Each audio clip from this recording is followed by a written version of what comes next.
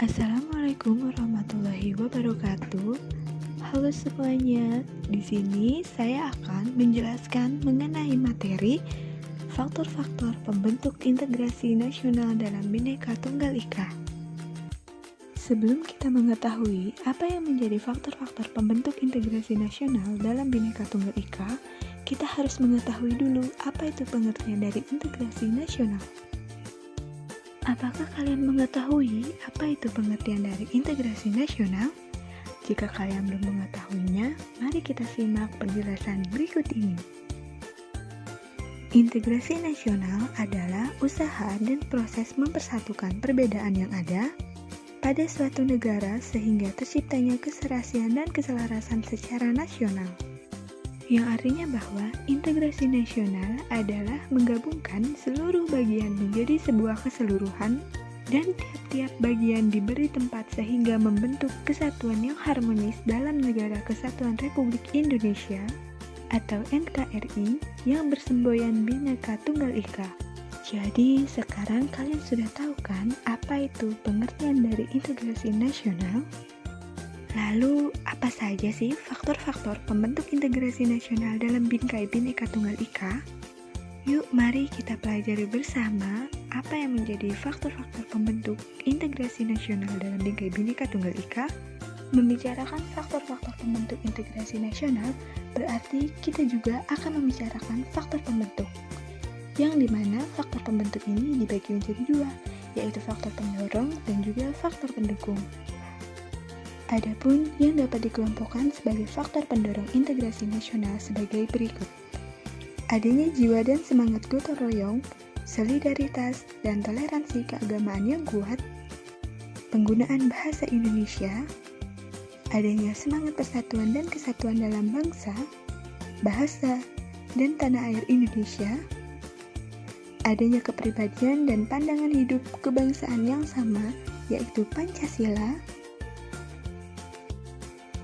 Sedangkan yang dapat dikelompokkan sebagai faktor pendukung integrasi nasional antara lain adanya rasa senasib dan seperjuangan yang diakibatkan oleh faktor-faktor sejarah, adanya ideologi nasional yang tercermin dalam simbol negara yakni Garuda Pancasila dan semboyan Bhinneka Tunggal Ika, adanya sikap tekad dan keinginan untuk kembali bersatu di dalam kalangan bangsa Indonesia seperti yang telah dinyatakan dalam Sumpah Pemuda. Adanya ancaman dari luar yang menyebabkan adanya persatuan dan munculnya semangat nasionalisme dalam kalangan bangsa Indonesia. Selain itu pun, ada juga beberapa faktor yang perlu diperhatikan untuk membangun integrasi nasional yang kokoh di Indonesia, yaitu adanya kemampuan dan kesadaran bangsa dalam mengelola perbedaan, sara, dan keanekaragaman budaya dan adat istiadat yang tumbuh dan berkembang di wilayah Nusantara. Adanya kemampuan untuk mereaksi penyebaran ideologi asing, adanya kemampuan untuk mereaksi dan mencegah dominasi ekonomi asing,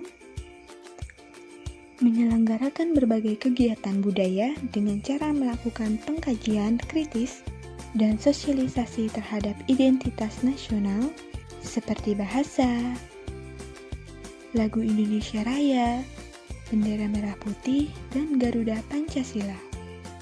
Selain yang menjadi faktor-faktor pembentuk integrasi nasional dalam Bingkai Bhinneka Tunggal Ika, ada beberapa cara yang dapat dilakukan dalam mengupayakan terwujudnya integrasi nasional dengan melalui beberapa strategi, yaitu antara lain, pertama, strategi asimilasi. Asimilasi merupakan proses pencampuran dua macam kebudayaan atau lebih yang menjadi satu kebudayaan yang baru, di mana dengan pencampuran tersebut, maka masing-masing unsur budaya melebur menjadi satu, sehingga dalam kebudayaan yang baru itu tidak tampak lagi identitas masing-masing budaya pembentuknya. Ketika asimilasi ini menjadi sebuah strategi integrasi nasional, berarti bahwa negara mengintegrasikan masyarakatnya dengan mengupayakan agar unsur-unsur budaya yang ada dalam negara itu benar-benar melebur menjadi satu dan tidak lagi menampakkan identitas budaya kelompok atau budaya lokal. Yang kedua, strategi akulturasi. Akulturasi adalah proses pencampuran dua macam kebudayaan atau lebih sehingga memunculkan kebudayaan yang baru, di mana ciri-ciri budaya asli pembentuknya itu masih tampak dalam kebudayaan baru tersebut. Dengan demikian, berarti bahwa kebudayaan baru yang terbentuk tidak melumat semua unsur budaya pembentuknya. Apabila akulturasi ini menjadi strategi integrasi yang diterapkan oleh pemerintah suatu negara, berarti bahwa negara mengintegrasikan masyarakatnya dengan mengupayakan adanya Apabila akulturasi ini menjadi strategi integrasi yang diterapkan oleh pemerintah suatu negara, itu berarti bahwa negara mengintegrasikan masyarakatnya dengan mengupayakan adanya identitas budaya bersama, namun tidak menghilangkan seluruh unsur budaya kelompok atau budaya lokal. Yang ketiga, strategi pluralis. Paham pluralis ini merupakan paham yang menghargai terdapatnya perbedaan dalam masyarakat.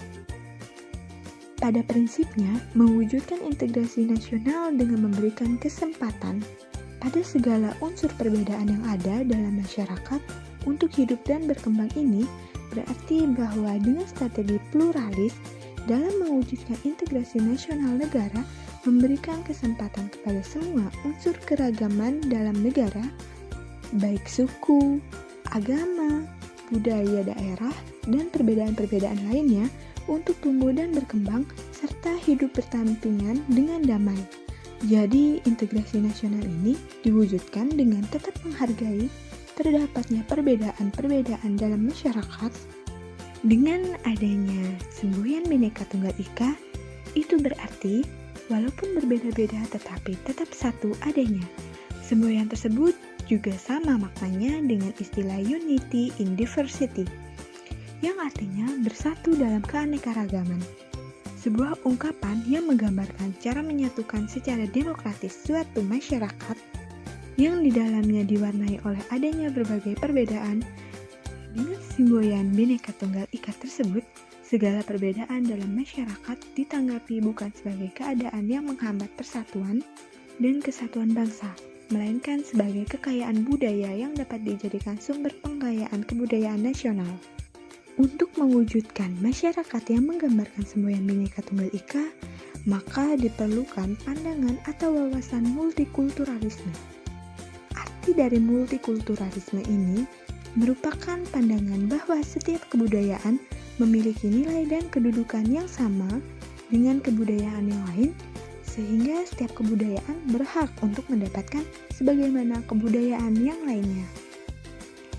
Maka dari itu, dengan adanya ketiga strategi tersebut terkait dengan seberapa jauh penghargaan yang diberikan atas unsur-unsur perbedaan yang ada dalam masyarakat, strategi asimilasi, akulturasi, dan pluralisme, masing-masingnya itu menunjukkan penghargaan yang secara gradual berbeda dari yang paling kurang, yang paling lebih, dan yang paling besar penghargaannya terhadap unsur-unsur perbedaan dalam masyarakat di dalam upaya mewujudkan integrasi nasional tersebut.